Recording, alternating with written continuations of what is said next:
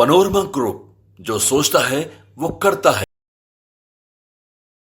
नमस्कार, मैं विकास सिंह और आप देख रहे हैं भारत लाइव। प्लान गड़बड़ा चुका है भाजपा का। बक्सर लोकसभा में फंस गया है भाजपा का वोटिंग। काउंटिंग से पहले ही रिजल्ट जो है वो आउट हो गया है। जी हां, अब आप सोच रहे होंगे कि हम ऐसा क्यों बोल रहे हैं। तो हम ऐसा बोल रहे हैं आईपीएस अधिकारी आनंद मिश्रा के वजह से। जी हां, वही आनंद मिश्रा जिन्होंने बक्सर लोकसभा चुनाव से वो अपना जो भाग्य है वो आजमाना चाह रहे थे और उन्होंने इस्तीफा भी दे दिया था आईपीएस पद से। और उस समय बताया जा रहा था कि वो आरएसएस के संपर्क में है और यही कारण रहा कि उन्होंने इस्तीफा दिया था और बक्सर से वो चुनाव लड़ना चाह रहे थे। लेकिन अब उन्हें बड़ा झटका देते हुए बीजेपी ने उनको टिकट नहीं दिया था, जिसके बाद वो सोच रहे थे कि अब उन्हें क्या कुछ करना है। लेकिन वो एक ब्राह्मण परिवार से आते हैं और बक्सर का अगर हम बात करें तो बक्सर में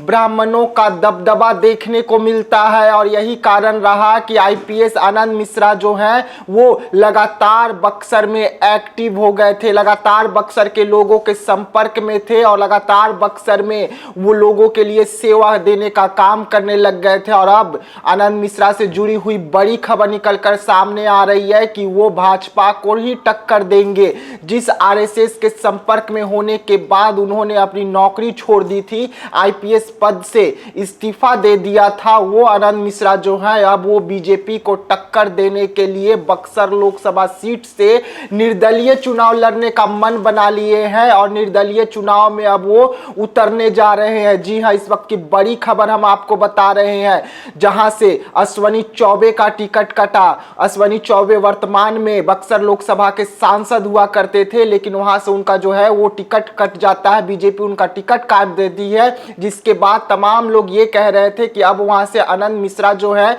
वो चुनावी मैदान में नजर आएंगे, लेकिन बीजेपी उन्हें भी टिकट नहीं देती है। वहां से नए चेहरे मिथिलेश तिवारी को वहां से मौका दे दिया जाता है बीजेपी के द्वारा, जिसके बाद जो आनंद मिश्रा है वो आवाज उठाने लग गए कि अब उनका क्या होगा, क्योंकि उन्होंने इस्तीफा दे दिया था आईपीएस पद से। उसके बाद वो सक्रिय हुए बक्सर में और अब उनसे जुड़ी हुई बड़ी खबर निकलकर सामने आ रही है कि वो अपना भाग्य जो है इसी 2024 लोकसभा में आजमाएंगे और निर्दलीय चुनाव में, चुनावी मैदान में बीजेपी के खिलाफ ही उतरने वाले हैं और वो जीत का दावा भी कर रहे हैं। ऐसे में इतना आसान नहीं होगा बीजेपी का राह बक्सर में, क्योंकि जिस तरीके से अश्वनी चौबे का टिकट काट के उन्हें हटाया गया, उसके बाद वहां पे नए उम्मीदवार मिथिलेश तिवारी को बनाया गया, जिसके वजह से वहां के जो लोग हैं काफी नाराज चल रहे थे। लेकिन मिथिलेश तिवारी जो है वहां के नाराज लोगों को मनाने में ही